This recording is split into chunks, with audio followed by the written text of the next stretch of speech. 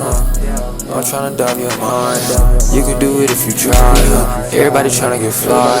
Everybody tryna get high. But do you mind? But do you mind? Do you mind? Hello, guys. Welcome back to the podcast. I have my guest here, Amber. Amber, you want to introduce yourself, everybody? Hi, my name's Amber. I'm 26. I'm a photographer, a mom, and I do other things. Like I'm trying to publish some books right now for children, and that's pretty much all. I just do mom stuff, and I work with the city a lot. So, what made you want to publish children's books? I've been wanting to do it for years, but it's because I've always had the mindset of passive income, and that's something that is passive income. So I started writing them like a year ago. I just never published them, and now I'm like, okay, I need to publish or do something. So that, and then I have a degree in early childhood education, so I like fell in love with it through that, and then through like just being a mom and stuff. That's very interesting. What's the topics like on the books? So I have coloring book. I have a couple that I haven't like finalized like titles on yet, but just teaching kids different things or incorporating their day to day things like little adventures that kids go through or how to help your mom around the house. But I turn it into like a kid version where it's Hmm. like childish, where they don't know that they're learning about it kind of thing. So yeah. That's pretty good. I mean, that's very important because kids need to be reading, which I feel like kids don't read enough these days at all. No, yeah, for sure, for sure. I feel like screen time's a real big epidemic in the kids these days. But It, yeah. that's pretty cool. Dial back. I know you said you want to do passive income, so that's more entrepreneur based.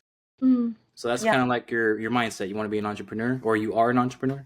Yeah, I've never had a 9 to 5 until like a month ago, and then even then, it's like I don't know if it's for me, and so I'm getting offers that I'm not really interested in, and I feel like it's a sign for me to just keep doing what I'm doing. So I'm using my time right now whenever I can to just start those little things I've been thinking about doing. I also have like a clothing store for the gym. I had a drop shipping store, but I haven't launched it. I have a lot of things that I'm trying to get done, but it's just like I've been putting it off because of other things like moving and stuff. So. Yeah, that's a big transition moving to where you're at now and everything. Plus kids, time consuming. But Yeah. the gym clothes, you said it's already up or it's in the process. So I have the website up. I haven't like published the website, and then I used like my skills in Photoshop and stuff to create my own designs for the gym. But yeah, I did all of this like last year, and I just haven't touched it. And then I decided why not now? So I started like dibbling into it recently again, and yeah, getting it ready. So website creation, graphic designing, clothing manufacturing, children's books. You're trying to do a whole bunch of I'm things. juggling. Yeah, I'm juggling. Do you ever get like to a point where you feel burnt out from all the stuff you're trying to do?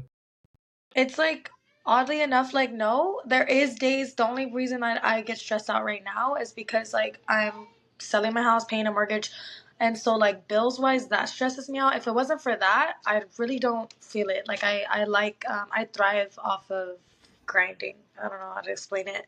I can't just sit there and do nothing. Like it's just in me. But it's been that way since I was a kid, and I think it's just like still in me or instilled in me. So. So your mind's always going at 100. Yeah. I face that I problem would too. like I would like to relax, but I'm single, so like I don't have that option where a man can just, do things and I can just relax. Like no, I have to grind. So that's what I do. I grind every day. So from the sound of it, you're very, very focused on your career and your movement and your businesses. So with that being said, you're probably not going to have time for a relationship till later on. No, I have time. I make time, I especially have time. especially if I'm interested. Like if I'm talking to somebody or dating somebody, I definitely make time. So, yeah. And then the good thing about my business is like I have all the time in the world, so it might sound like I'm busy, but like literally from morning to night, I can do what I want. Like yesterday, I had at 11 o'clock, at 3 o'clock, at 5 o'clock, 5 sessions at 3 o'clock. So I just kind of like in between those things, I don't have to be that busy. If I want to take time off, I can take time off. If I want to, make time, I can. So I actually do make time for dating. Very interesting. Do Yeah. you feel like it's a complicated thing in today's world to be dating at all? Yeah, I'm very like picky in a positive way. Like if I don't feel the vibe, I don't feel the vibe, or if I don't feel like you're somebody that I can see myself with, then I just kind of move along. So I'm single for a reason, but yes, it's complicated. Um, I don't know. I feel like I get a lot of like interest, and I just kind of like avoid a lot of dating unless I feel like it's worth my time, unfortunately. But it's because I feel like I'm a woman, like I know what I'm doing. I've already like had the house, I've had the kids, like I have my degree, like I have my business. Like I don't have time to just be like playing around or messing around or people that don't know what they want. So if I feel like you don't got what I need or you're not very serious, then I don't really waste my time. But So I do make time. coming from a female perspective, what is your signs that someone is wasting your time?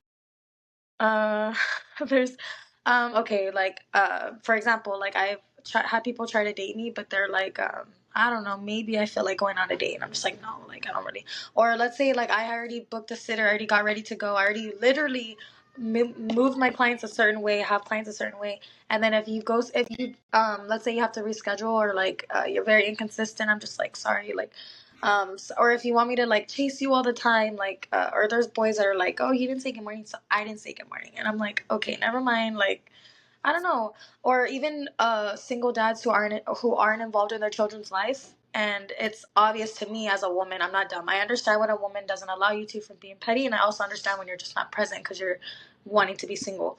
So those are other things too that I'm like, no thanks. If you're not a grinder, it doesn't have to be a grinder in a crazy way, but like if you're somebody that just literally drinks alcohol every day, goes to the bar all the time, you're in everybody's likes, you're in everybody's DMs, you're messaging everybody, it's just like I don't really care for it. So there's a lot of different things. I think you just described every man that comes from where we come from. Yeah, yeah, It's a big reason why I had to get out of there. I feel like yeah. it's I regret coming back. I've been here 3 months and I want to leave already. it's a pit at that place because there's just no motivation there, and everyone's the same. They really are. Yeah. Myself included. I didn't change and evolve until I got out of there because who you surround yourself with is who you become, and if all you're If around I is negative didn't energy, it's bad. When I was 18, if I didn't leave, I probably would have been. I don't think I would have been. No, I think I would have left no matter what. I'm not gonna lie. I feel like nothing in me would have allowed myself to stay, but luckily I left. So, So and moving I out of like, your hometown, that's very important then, you would say. yeah, I've been here for 3 months, and I love my clients, and I love being near my clients, but I hate being in town.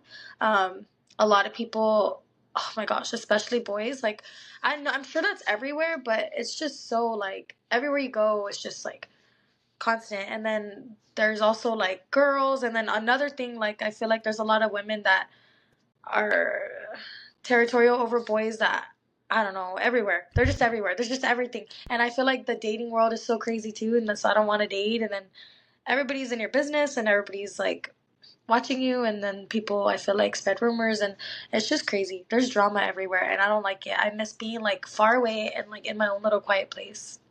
I miss that. Do you feel like if it was possible to run businesses without the use of social media, you would be off social media entirely? If I didn't have businesses, I would have ghosted social media years ago. That's the Now only I reason why like I'm on it. Yeah, and I'm on it. Like I like sharing my gym content because I love the gym, and I have a lot of people that have followed me for that reason, and I do inspire people, so that helps me want to. But also, it's just for me. Like posting for the gym is for me, and I just love the gym. So like that's really my main thing, and then my business. But yeah, but it does help me get business. I get a lot of my business on my private pages, more sometimes than my business page sometimes. So it is important. Social media is important with businesses and things like that for sure. I've been dabbling around with social media, like to promote stuff. So I've been posting like on every platform there is, and I feel like TikTok and YouTube Shorts is like the biggest way to get your views up. Yeah, I need to worry. When I had more time, I was down for that. I'm gonna get there, but I miss it. I was doing reels for a while and stuff, and it was helping me a lot. It's a lot of effort though to be sitting there and editing clips and all this stuff every single day. You spend more time on your screen than you do like actually interacting in the world. Yeah, for sure. I mean, there is positives though, like with my business, like I can edit anywhere. I edit at the store, I edit at the restaurants if I want to. But I also know how to be like smart about it. Like I don't want it to consume me. So I can, if I'm crazy busy because I'm obviously single, I have babies, then yes, I'm overworking myself. But if it wasn't for that, I feel like I'd be able to relax more and give myself more time to breathe. But like at the same time, I don't have time to worry about that right now. Like I have to worry about other things. So I grind. Of course. So how do you manage your businesses and being a mom on top of that? Because I'm sure it gets very hectic with the scheduling. Well, now that I'm single, I bring my babies with me. So I never ever had to bring my babies to photo shoots, and now I bring them. So I make sure that locations that I have is an area where I can like park, and like I bring my kids in the wagon or like snacks and food.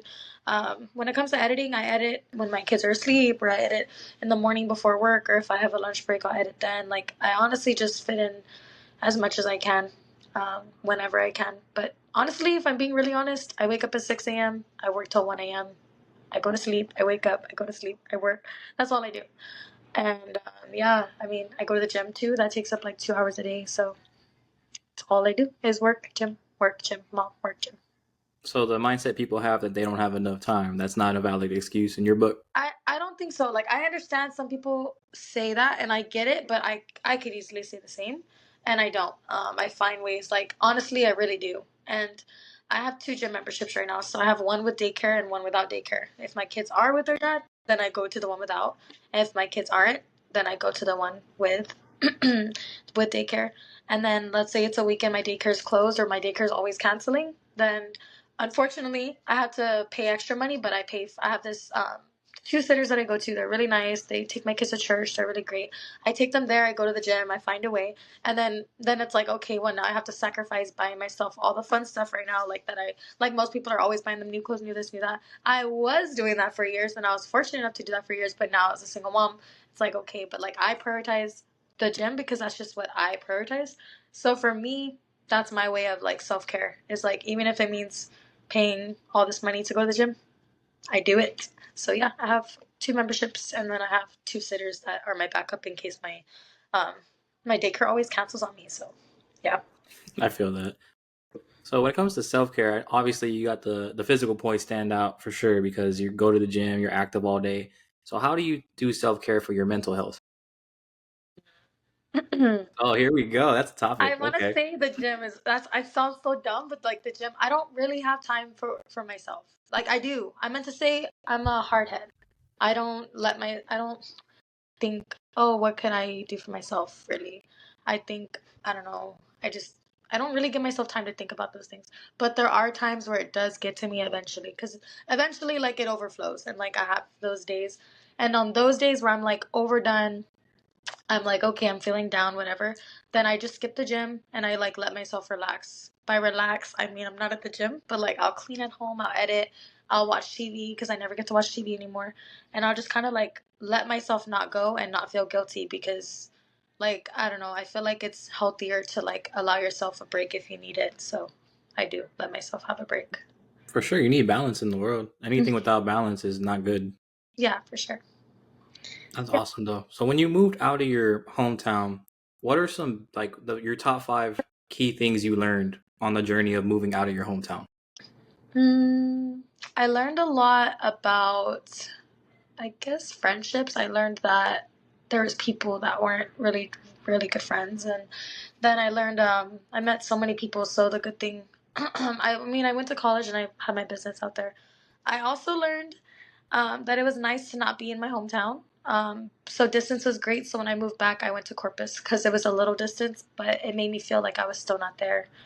Um, I don't know. I really just I went through a lot out there, but like nobody really knew. So I don't know what I learned. I guess I didn't learn much. I feel like most of my learning happened when I came back. I think I was in fight or flight mode where I was like avoiding a lot of things and not realizing and like letting things happen. And when I got here, I got stronger and I learned how to like wake up and realize things and then start moving into the next steps, I guess. I don't know. Instead of just like thinking everything's fine. So I don't know. I didn't learn much in California. I feel like I learned more when I came back. So how's that thought process like from waking up one day and the light bulb clicks on, you're like, you know what, I need to start doing these things for myself because this can't continue the way I'm That was living. like shocking. Like honestly, day and night shocking. But it was like the most hardest time for me. But for me, it was just like all at once life hit me like crazy. Like when I was in California, when I first went there, I was like, wow, everything's great. Like I'm in California, I'm in college, I have my business. I got to be published in magazines. I got to do all these fun things. But while those fun things were happening, I was also not being treated well like at home. And then I was just avoiding and avoiding, and I was still being a good partner and a good wife and all the things. And then eventually, like, I moved back to Texas, and when we came back, I was pregnant. And like more things kept happening. And then right after I gave birth to my son, like literally my dad, my tia, two friends, and my grandpa all passed away in a 2-year Ooh. period. And I got facial paralysis. And then I was like, damn. And then on top of all of that, I was getting cheated on like crazy. So I had the worst time. So I took a year off of the gym. And in that year, I just let myself like cry. I cried every day. I like got closer to God and all the things. And then I was like, okay, like this one day, I guess it was just really, what really happened was more shit kept happening. And then eventually this one day I was like, I'm fucking tired of it. And then like little by little, I started gaining my strength. Like I would tell myself, I used to say, on January 1st, my goal is to lose weight, or on January 1st. And then instead, I was like, no, on January 1st, my goal was to not cry every day anymore because I was crying every day. I said, on January 1st, my goal is to like get stronger and like to get better in the gym. And like, hopefully, you lose the weight you want to lose, but like, your goal is just to be like stronger. And dude, like, I told myself that, and January 1st came, and I didn't cry after that. And then I started pouring every ounce of love that I usually pour into everybody else into myself. And when I did that, I got so strong mentally. Like I was already grinding, but now I'm like so strong that like literally, and I feel like I healed so much too that nothing will ever bring me down ever again, like really truly. And when bad things happen, I just kind of like tell myself like I'm good, like there's a reason behind it, I'll be fine, whatever. And then I also think of it as, instead of oh another bad thing that happened to me, as more like no, this is just something that makes me stronger. So it was a dramatic change because I poured so much into other people that I gave myself zero. And then I realized that I gave myself zero my whole life, like literally my whole life until this year. So this is the first year that I've actually done for myself, and I feel like I've been thriving because of it. So it I was a remember that yeah. about you, specifically in high school. You were Hmm. always investing in other people over yourself. Yeah. And then How, now none of those people are in my lives. how And they're is all that in the same transition? places, and they're all in the same, doing the same things and acting the same way. And I don't know. I feel like I'm trying my best to change, but I learned that, yeah, to take care of myself instead of other people. Like, I do love to take care of other people, but I mean, is that if I'm giving you care and love and I notice that I'm not getting anything in return, or maybe you just don't deserve it, or maybe, you're quite literally ruining me, then you don't deserve it. And that's when I take a step back. And I'm doing that with every friends, like family, like anything. So I feel like that's Yeah, important to do. you're more cautious with yourself these days. Yeah, but it's good. Like I'm glad I went through everything I went through because it just made me like wake up and realize, and that's why I'm where I'm at today. So like I don't regret anything or anybody ever. So So I'm yep. curious because I'm like big into psychology. Is what I go to college for. Do you feel like you would prefer the old version of you if nothing would have went wrong over this current version of you when everything did go wrong and you had to readjust your life to go right again? No, I feel like everything was going wrong and just nobody knew it. So I've always had shit going wrong since I was born. Like my childhood was messed up, my partner was messed up, but I feel like I was so in love with the idea that I didn't realize that I was really masking what was really happening. And then, yeah, I was painting a picture that wasn't there because I felt the way that I felt. Like, let's say I was so happy about something. So I meant what I was saying, but I wasn't realizing that I wasn't getting it in return, and that, all those things that were happening were not good. I feel like the old person was weak, was vulnerable, and was allowing, like, I was allowing myself to get hurt, and I was never going to advance. Like, okay, yeah, I got a degree. Okay, you advanced in that way. Or, okay, yeah, you have your business. I advanced in that way. I'm a mom, whatever. But I wasn't advancing properly. Like, I wasn't really fucking advancing. It was more like when people pretend they're okay, but they're not. So now I'm actually okay. Now I'm actually advancing. Now I'm actually mentally stronger. So, no, I would prefer this version, like, every day, honestly. That's Forever. good because I know Yeah. it took you a long time to get to that point. Yeah, it did. It took me a while. How do you transition then? Because I know in like you were saying when you were younger, probably high school and before, life was very different. You didn't have all the attention that you do now. You didn't have the lifestyle you have now. Life's completely different nowadays for you. So Literally. how does that mental transition happen from your experiences as an adolescent into adult world? And it's night and day. It's literally night and day. Because when I was in school, I was quiet, I was smart, I wasn't really like preppy or nothing, and I was really, really poor. And like as a kid, I used to think like differently, and I'm pretty sure a lot of kids think differently. But like if people knew what I was going through at home, maybe they would have saw it differently. Like, but now, yes, like I didn't have boyfriends. I had that one boy. Now I'm like, okay, like it's crazy to me. Like people who would have never spoke to me then are like always trying to speak to me, or I noticed that people just treat me different. I don't know, like it's just crazy. And yeah, I mean now it's like I work with a lot of people, and I interact with a lot of people, and yeah, it's 100% different. But at the same time, it hasn't like I haven't changed who I am as a person. It's just more like I used to be very shy and scared, and I would get anxiety, like in school, shaking about the idea of having to speak to somebody else, or even when I got out of high, when I went to when I went into college and I was in California, I would have anxiety attacks where I couldn't breathe and I was like hyperventilating when my client would pull up. I was so scared. But then I became a mom. And when I became a mom, it made me stronger. And then after so many clients, like thousands and thousands of clients, I could talk to anybody. Like, drop me the hardest person in the world, the most like meanest guy out there. Like, I can make him smile. And I'll be like, next thing you know, he's posing himself in photos. He'll be like, can I take a picture like this? Can I take a picture like that? I just feel like I know how to work with anybody, any age, any child, any difficulty. Like, I got it. And yeah, I feel like I'm very like confident in that versus back then I was so shy, timid, and yeah, it's very different. It really is so different. I agree because I haven't spoken to you face to face in I feel like about almost 10 years, and you got on this call, you're just going. There's no skip to you at all. Yeah. So do you feel like the people, because I'm sure you see a lot of people we grew up with, do you feel like the way they treat you now that it's kind of disingenuous, or you think they're just more mature now to where they treat people better? Both. So I've met people where I'm like, when I was, well, I'm going to take my own faults too. Like, I was also thinking, damn, like, just because they look preppy, they must be bitches, or they must be like, oh, they have money, they must be like, oh, they think they're better. No. Now I'm realizing that some of those people, like, I was reading them wrong because I have conversations with them now and they tell me what they were going through. It wasn't the same as me. No, they weren't broke, or maybe they weren't like this or that. But it's kind of like I was saying, like, everybody thought I was fine and I was going through things, right, when I was in my last relationship. Well, those people, I find out they were going through things at home too. And it's just like they were just a kid. And also, now that I've been in the school system and like I have kids, I see things so different. I'm like, no, we were all just kids. We were all just kids trying to like honestly get by and not get like bullied, made fun of, or whatever. Like everybody was just trying to be cool or whatever in their own little ways.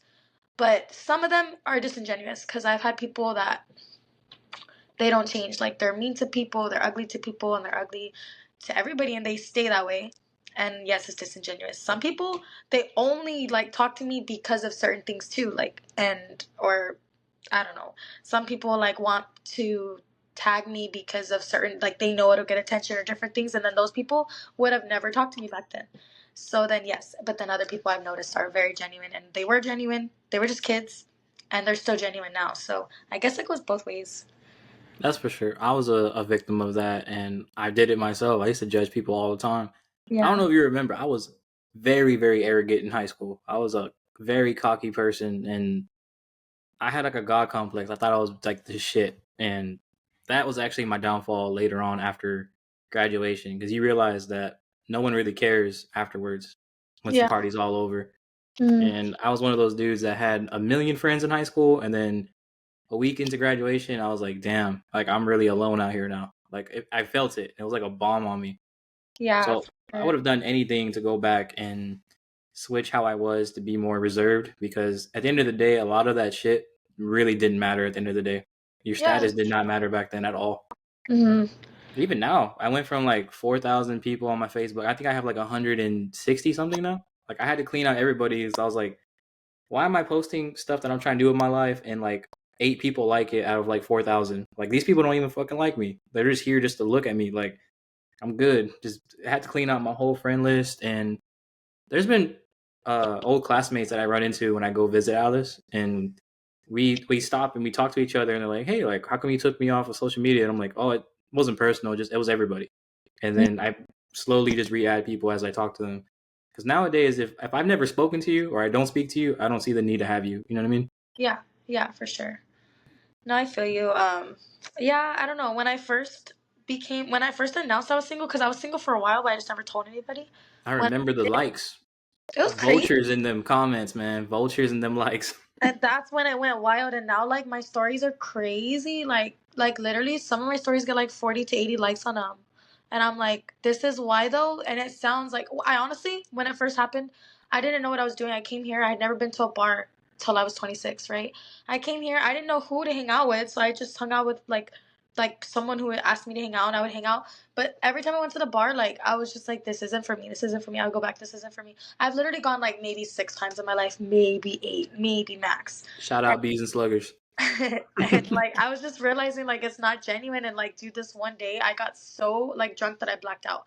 Mind you, nothing happened. Like everyone told me what happened. I was good. I was fine. I was still acting myself. I was reserved. If people were trying to bother me, I was like, hey, like no, you're not touching me. Like no, you're not taking me home. Like leave me alone. Leave me alone. I was still doing good with that while being respectful, which is funny because I was blacked out.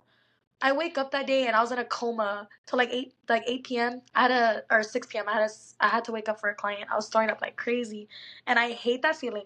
And I don't know why. I don't know why. That night I didn't feel like I looked like myself. My hair was down. I always do half up with bows. My hair was down. This is gonna sound like nothing to a boy probably, and like the way I was dressed or whatever. And I just feel like, dude, I looked at myself and I was like, this is not you. I was having like a body dysmorphia. I was like picturing my old self. And dude, I went to the gym and I was just crying at the gym. And dude, for a whole week I was crying at the gym like, who are you? Like, what are you doing? Like, this isn't you. And eventually like I cut off a lot of people because they weren't genuine. They weren't good people. And I didn't let it affect me. Like I wasn't changing who I was, but every time I hung out with them, I wasn't in my place. I was always like, this isn't me. Like they would say things that were so terrible that I was like, dude, what are they saying? Like, and I knew I was like, these aren't my friends, but like I don't really know what to do. Who do I hang out with? Well, then eventually I switched the narrative to when I'm alone, like that just gives me more time to like when my kids were gone, I didn't know what to do. I've always had my kids, so that's what drew me to hang out with those people. That's what drew me to like the bar whenever I was alone. I didn't know what to do, and I would only go like I said, like maybe 5 times. But um I started then learning how to fill my time with myself. I didn't know how to be alone. Not alone relationship wise. I've been single, but alone without my babies. So when I had to share, I was like, what do I do? So I started getting closer to God, going to church, and really just cleaning and getting caught up on editing. And that's literally all I do on my weekends. So Living with purpose instead living of. with purpose, yes, that's a good Mhm. way to say it. I'm learning how to do things by myself. Like even when my kids are gone, go to church by myself. I need to learn how to go to the movies by myself because there's movies I haven't seen. I'm like, I want to go see Venom. I want to go see Smile. I need to go by myself. But I cut off a lot of people, like, and I just stay by myself. So. That's what I had to do too. When I don't know if you knew this, when I graduated high school, like not even a year later, I was in rehab. I I didn't had know. to go for mental health issues and drug abuse problems. So I Mm. went for drug abuse the first time because, I mean, it's not a secret. I was on drugs like all through middle school and high school. That's just how I was. And mainly because of stuff going on at home. My mother and I didn't have a very good relationship. And I had some dad problems. And that's whenever you start realizing like how crazy your family can really be. And Mm. you start having that light bulb, like, I don't want to be part of that. But then that's all you have. So it's like you're kind of stuck and you start realizing that. So I use drugs as an escape. And I did it for everything. It got to the point where if I was happy, I was high. If I was sad, I was high. If I was mad, I got high. Like anything I felt, I got high for. And it created this dysfunction in my brain where I couldn't process emotion properly because every time I was under the influence, it was because some type of emotion was around, Mm. like for everything. So I had to go to rehab, and they did like this brain scan on me, and they were trying to test certain scenarios on my brain to see how the frequency goes. And they pretty much told me like you kind of have like a personality disorder. And I Yeah. was like, yeah, because when you're, I don't know if you ever taken drugs to that extent, but when you're on drugs, it amplifies who you are times like 100. Mm. So literally like the most crazy, arrogant, fucking sporadic version of yourself, that's who you become. So that's why I used to carry myself the way I did, because I was always on something. Like in school, I knew I couldn't smoke in school because people who did, they always got caught. You always smell like something. So what I did, I used to have pills on me all the time. So I would crush up stuff, make it into a powder, and I would empty out like fat burners, and I would put those drugs in those pills and put it back together. That way, if my mom ever tried to find it, she'd be like, "Oh, it's just his fat burners for the gym or for football, whatever. No big deal." Whole time there was like actual drugs in there. So I would take them while I was at school, and I was like floating all day. And I that's the didn't. reason why I used to fight a lot, because I was always just amped up and I couldn't feel nothing. So if I got into a fight, it's like I'm not gonna lose because you're not gonna knock me down. I can't fall down. I won't feel it. So Yeah. yeah, I had to go to rehab and do all that, talk to psychiatrists, psychologists, specialists, and they basically had to like air me out, like everything that I'm doing that's wrong. And it was humbling. It was very humbling. And then the second time I went was like not even a whole year later, because I had mental health problems, because I was sober, but I couldn't function because I didn't know how to handle anything that happened to me. So when life was kicking in and stuff was happening, I just felt so overwhelmed and I didn't know what to do. So a lot of it came out as anger or sadness. Hmm. And eventually sadness turns into anger, anger turns into sadness. So it's like a cycle. So I had to go back for that. And that's a big reason why I'm real big on mental health, and I try to help people. I try to be as positive as I can. There is moments where, some things might happen and an older version of me comes out and I say things I don't mean or shouldn't have said out loud, because everything you say is like, it's like power. Everything you say, it comes into fruit. I can't even say the word, but it comes true in real life. It will eventually happen. And I try to avoid saying things that I don't mean, but we're all human. We all we all have some moments, but yeah, that was my journey after high school. I didn't know what to do, who to go to. You realize you have nobody sometimes, and you have to readjust. And that's the hardest part of life, I think, is readjusting to things that you thought were going to be permanent. I still struggle with my childhood. Like I've learned to heal from it. Like I said, this year is my first year where I'm like not letting it pull me down. So like I'm good, but like it still hurts when you really just sit there and think about it.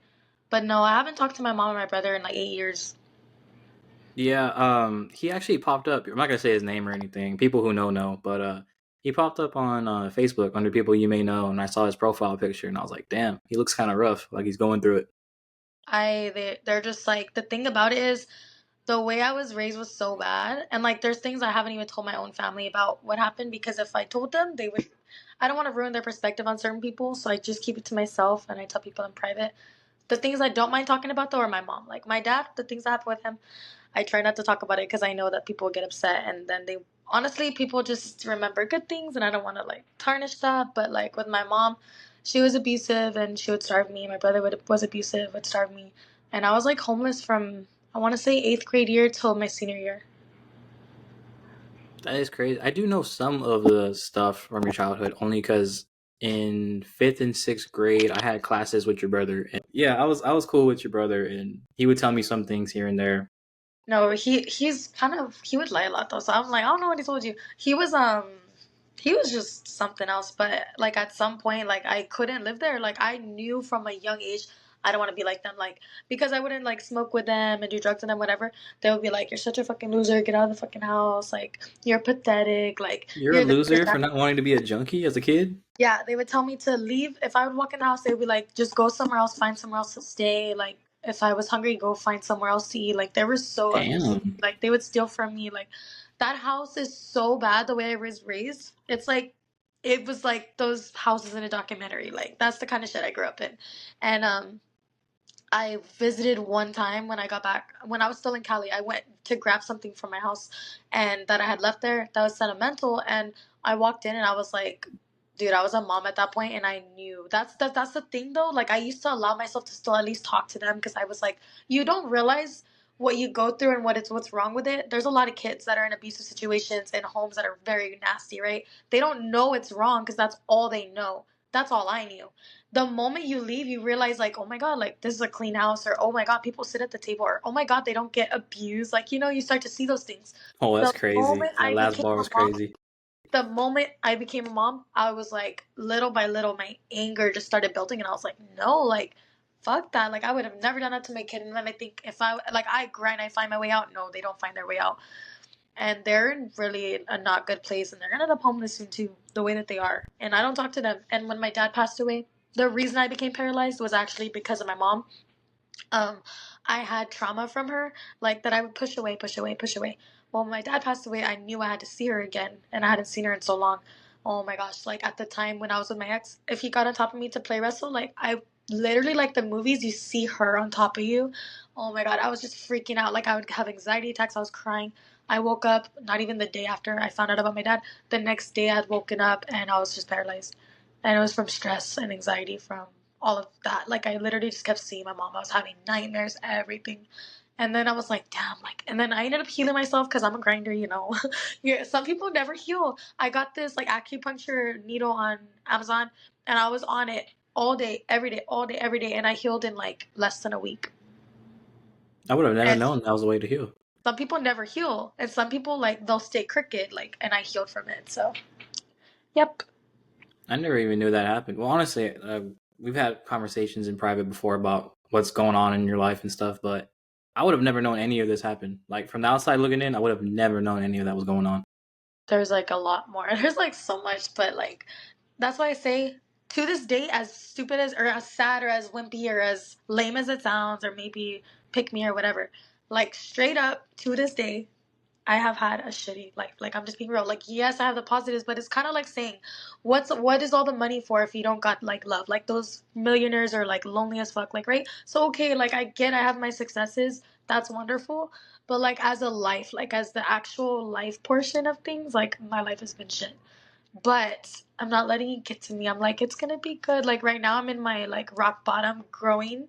Like I'm getting there and I know that things are gonna get better, so I don't let it like stop me from grinding. Like I keep grinding thinking, no, it's gonna be fine, it's gonna be fine.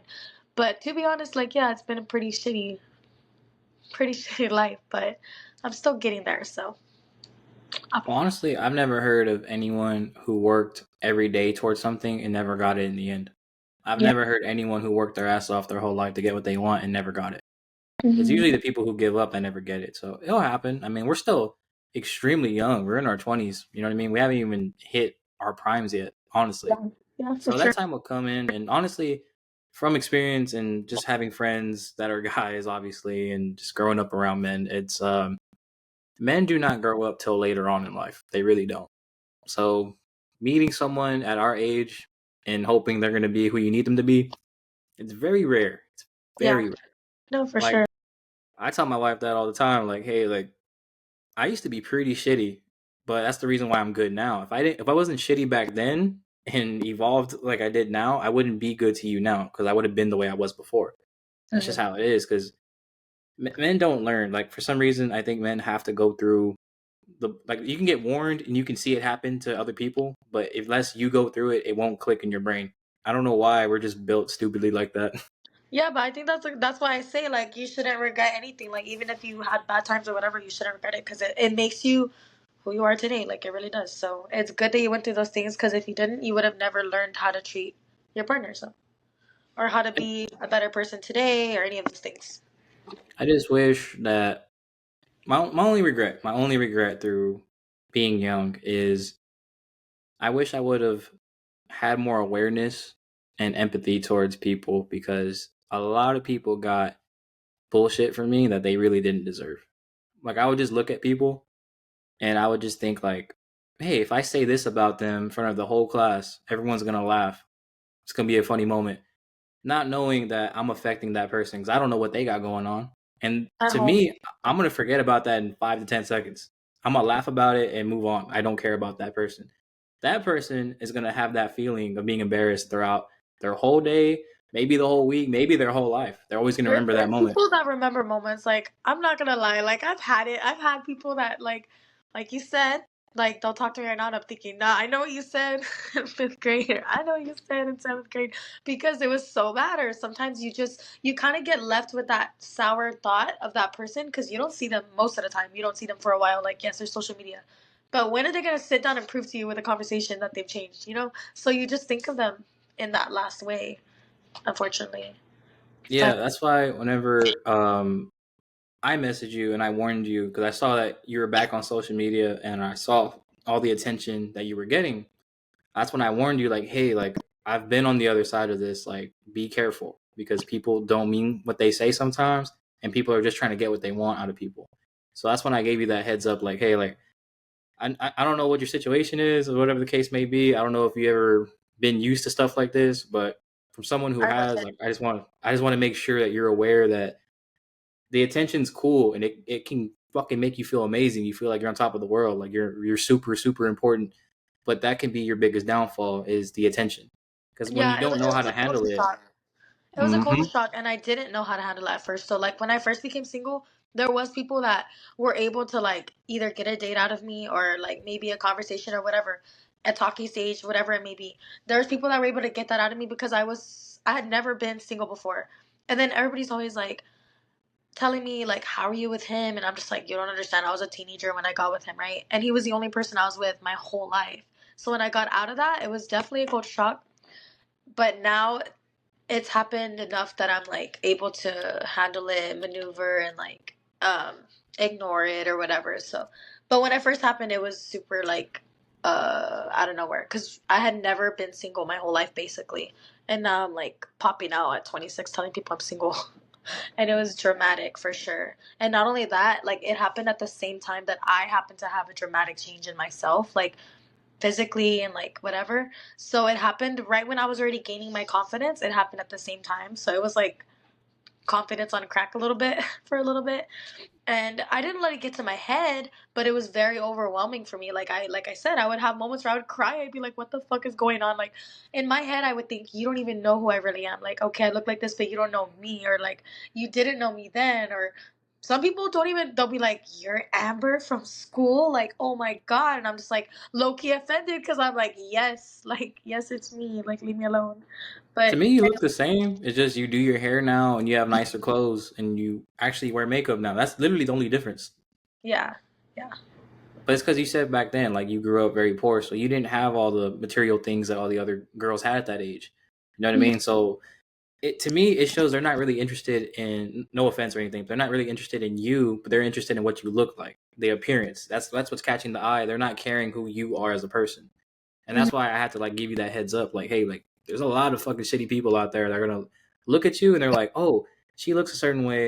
I want that just because you look good. You know what I mean?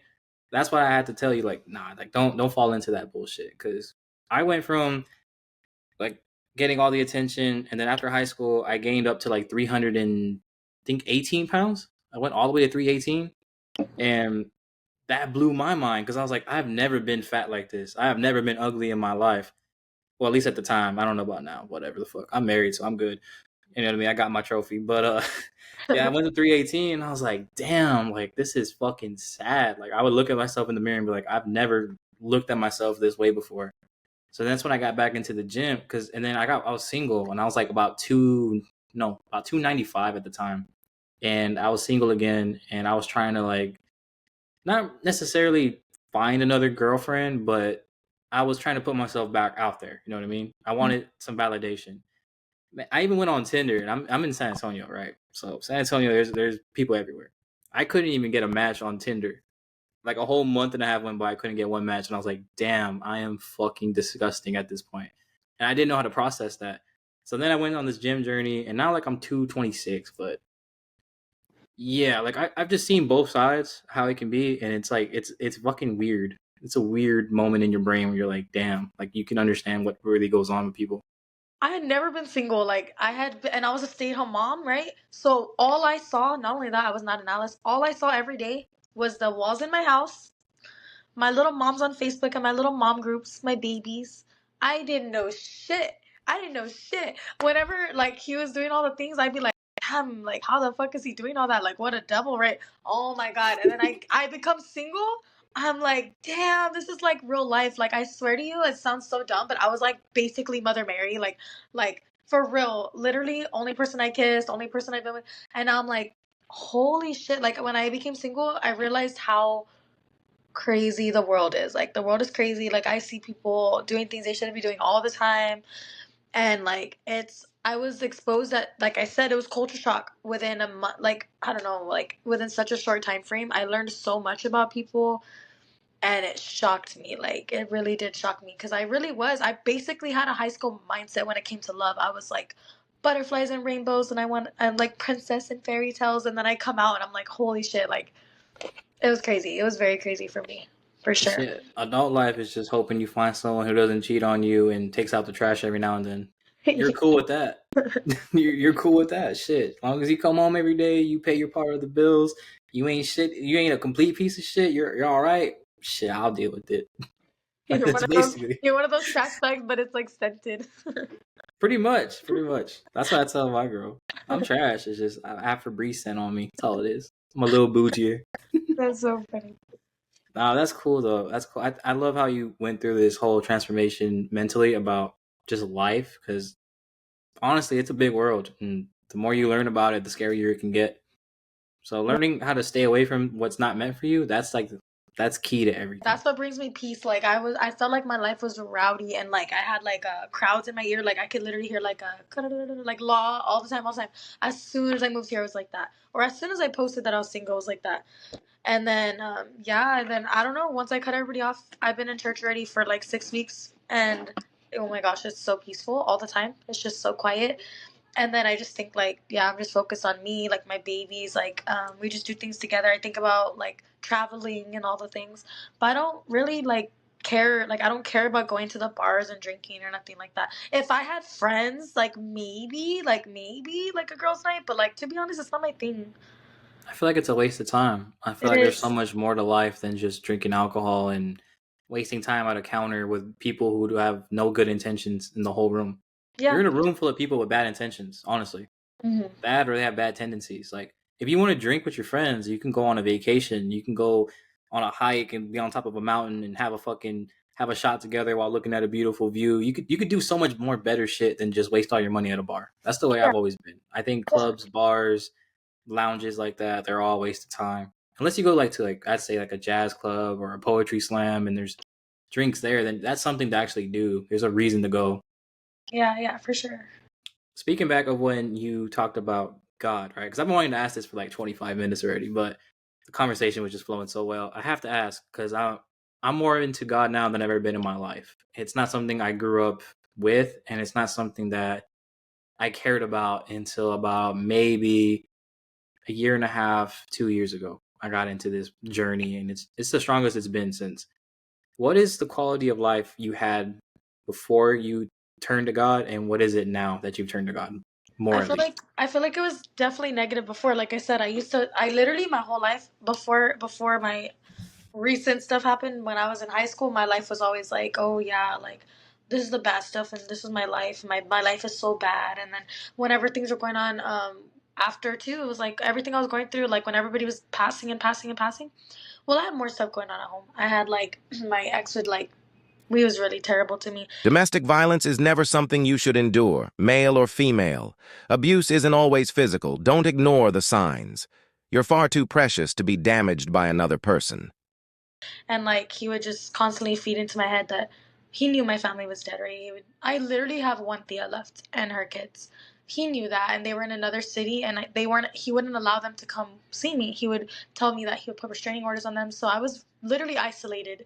I couldn't go to the store. I couldn't go nowhere. So he was constantly feeding into my head that nobody loves you, nobody wants you. Then he would bring into how my family's passed and how my one Thea that's there, she doesn't love you, she doesn't want you, you don't have friends, all your friends always leave you. Like it was constant, constant, constant. And so the only thing that got me through that was God. But it's weird, that still didn't bring me close to him. It was still the thing where something bad happens, so you ask God to help you. It was still not there. And then honestly, it didn't get there till, like I said, when I went and got blacked out one time. That's when I started waking up and I was like, this isn't me. Like, and then I was looking in the mirror and I was looking at my pictures. I was like, that's not me. And I was just like, I literally cleared my Instagram from like 80.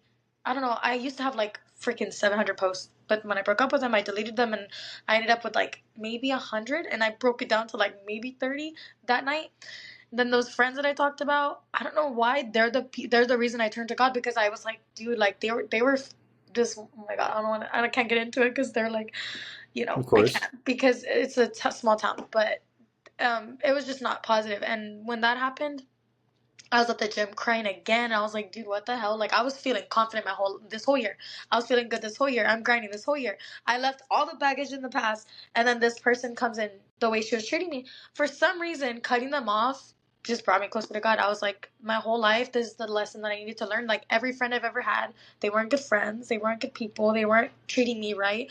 I always feed into people and give them treat them with love and all the things, and then I don't get it back. And then cutting them off brought me closer to God. And now I realize now, but versus then, when bad things would happen, I would sulk in it. Now when bad things happen, I'm like, whatever, like I'm good, it's gonna be good, everything's gonna be fine. So I don't know why, it's almost like I feel a constant protection. Like I feel a constant, it's gonna be okay, you're fine, even though I don't have people there to tell me that, or I don't have family or friends or those kind of things. It's literally just me and my kids. For some reason I feel like somebody's constantly telling me everything's gonna be okay. So I have a better outlook on life.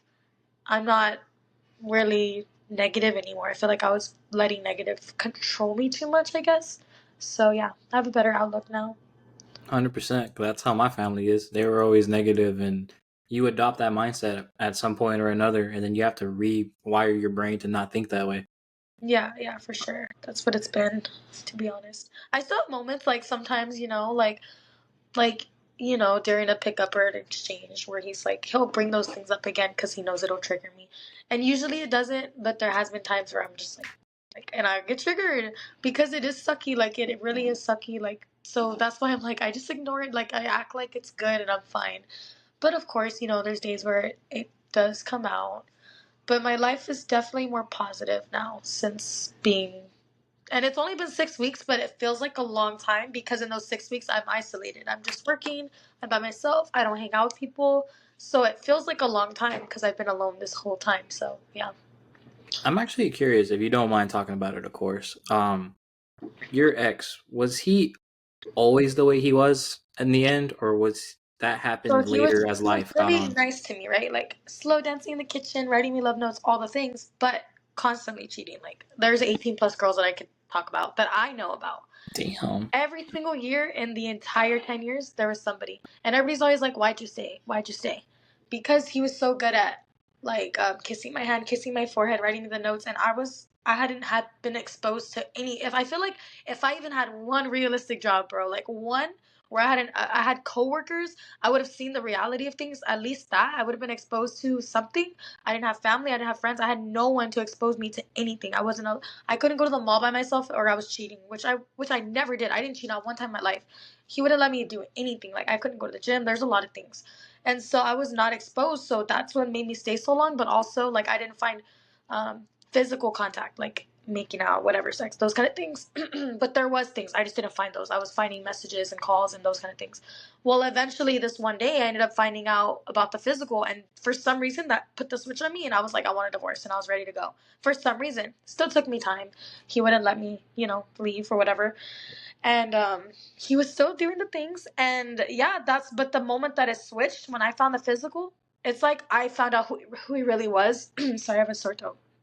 And he, from that moment on, switched. It was no longer romance. It was no longer sweet. It was complete, like, hell. Like, and I would literally, like, I was going through a lot of shit. Like, that's whenever he started with all those words and all the actions that he was doing. It was no longer, I'm gonna pretend to at least be a good guy anymore. No, it was like, she knows what's the fucking point of hiding it. And he was just full blown for, like 2 years straight. I just had full blown, like, exposure to, like, all of that. So yeah, that happened. And now it's just worse. Like it's on crack. Like if you actually heard, like, I don't know. Like when he's ugly to me, I'm really nice. I really am. I just try my best. And then there's moments where, of course, I have to stand up for myself. But like I'll say things like recently, I'll say like, well, he'll say, I'm gonna call CPS on you. You're probably like you're a bad mom, and I'm like, I'm not a bad mom, and I'll say, call them. I have like Christmas thrown up in our house. Like we have everything we can. I do everything for my babies. I do everything alone. Like he has girlfriends and families and all the things, and so he'll tell me things like all this thing about God is all for show. Like you're so fucking pathetic, or he'll tell me things like that, or that I'm weak, and like because I go to the gym that I'm weak, because I could be I just want to be there for validation. I could, if I wanted to lose weight so bad, then I can just go run outside like a tough guy and stop being weak and using weights in the gym. And he tells me the most nastiest things sometimes, and I'm just like, and I still try my best to be like really like good about it. I really do. And honestly, like as weak as it makes me sound, if they could just chill, I'd be chill too. I'd be like, I'm still chill. What I mean to say is, I would forgive them. I'd be like, look, can y'all just be good, and I'm good. Like I would forgive you, but they haven't stopped that. But no, ever since I found out about the bigger things that happened, it was just like crazy. So he did a good job at hiding it for like 7 years, I want to say. It's so Yeah. crazy because I went to school with him my whole life. I would have never known he was that type of person. There's a 'Cause lot then- more to it too. Like if I actually like told you, you'd probably be like, wow. Like people freak out. Like even my own family, even his own family. And then he sat there and he told his family they had an intervention. They were basically telling me that I should leave him. They were like, as a woman, I think you should leave, but as his mom or as his family, I think that you should stay. And I was just like crying Hell to them. no. Well, Hell I was no. telling them everything that was going on, and they were like, "No way, no way!" And then he was just in the background. He was all, "It's true. Yep, I did that. Yeah." And they were just there, like jaw to the floor. His sister grabbed him by his ear. She was like, "You better fucking get your shit together." His mom was like, "She's gonna leave you. She's gonna leave you." And well, now his mom's in on it too. She was messaging me how I was worthless then and I'm worthless now. I'm like, I was nothing without him. And I'm like, nah. Like, so it's crazy what I go through with that, but I don't know. It's dramatic. It really was shocking for a lot of people, but I was scared to tell people because I had this image of, everybody had this image of us, oh, the perfect couple. So I was scared to tell people what was going on with me. I didn't even want to tell my family. But then like cops were coming to the house for domestic, and it got to a point where I had to tell somebody because it was getting so bad. And I finally I told my cousins and Trey Barrientos. I told him and his girlfriend, which is my cousin Avery, and I just opened up to them this one night, and they were in shock. They were like, Yeah, and because Trey and them were friends too, I believe. well, but this one night, oh, because that's the thing. Like he would come up to people in front of crowds. So this one night, I had just found out everything. I had just found out about, oh my god, the most amazing, crazy things. I had a Halloween party and I had to put a smile like I was okay.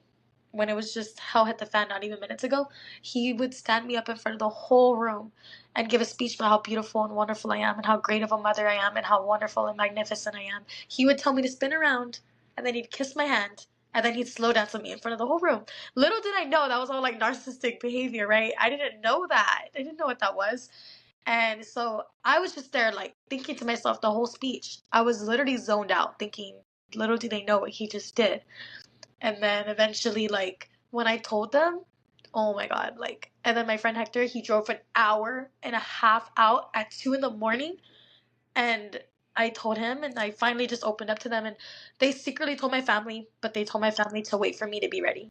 Well, my tia, she waited. Eventually, I was ready, and I told her, and they would call the cops when they were worried, and cops would come a lot. And this one day, I came home. We weren't together anymore, but he wouldn't let me move, and he wouldn't move. And it was just like, this is the only reason he got to leave, is because this one day, we weren't together anymore, and he was already talking to people. And I went to San Antonio with my friends and family, and I come back, and there's a gun out, and there's like a note and all these things. And I put my emergency on my phone and I pressed all the buttons and I threw my phone, and I was crying. I was like, please, please stop, like begging, begging, begging, like literally throwing up. I would throw up from stress with this guy.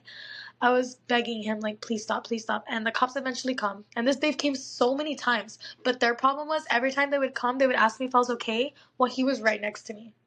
So it never helped anything. That day on, like, he couldn't be around me anymore. I just told him, Of like, course. I just said, you can't be here anymore. And then that was my first step. And that was like the best day of my life, because that's the day he had to leave and he couldn't come back. So then we weren't together, but he wouldn't leave. Like, he was with other people, but he wouldn't leave. He was like, you're just going to have to deal with it. Like, I'm going to stay here. And that was the first step in me, like, getting to, like, be free or whatever. So, yeah. Shout out Hector, man, for doing that drive too. I think that's very underrated of him. Shout out to Hector all the time, because Hector always comes through for me, like, all the time. Like, if I really called him right now, he'd be here. Like, he's really, really cool. He's a great friend. Shout out to you too for changing your whole life, because that whole journey you just talked about is really insane. And I'm sure we could probably talk like another 2-3 hours about this, but I know you got stuff to do today and we're at the hour mark. So I actually want you to end this off here with advice you would give to someone that was in your situation on how to change it and how to get out of that. I feel like as a woman, you should always make sure that love yourself and support yourself, you can't rely on a man. So a lot of women I notice, they can't leave because they don't have a job, they don't have a degree, they don't have money or something. I feel like you have to find a way, even if it means like if you're fortunate enough to have family, vent to your family, go to your family, use your help if you have it. But if you don't, do your best to start grinding. Like I had to grind when I knew I was leaving. I found my way. I got what I needed to get done and I left. But I feel like you should never stay. I also learned just to leave the first time. And then I also learned that even when stuff happens to you, like throughout your childhood, throughout your life, like you can overcome it. You just have to grind. Same thing when it comes to the gym, same things when it comes to like weight loss, when it comes to anything, college, life, being a mom, all the things. You just have to keep grinding and keep going, and you're gonna eventually find eventually you'll find the pot of gold at the end of the rainbow. So Beautifully said. What we're going to do too is we're going to plug her photography business into the description. That way y'all can go check out what she does. Give her some business. She's actually really, really good at what she does. We're going to go ahead and do that. We're also going to drop the hotline number for domestic violence issues. So that way everyone has that number in case you do need it, because that's never something you should put up with ever in life, no matter what gender it is. Never okay. Don't ever put your hands on nobody like that, ever.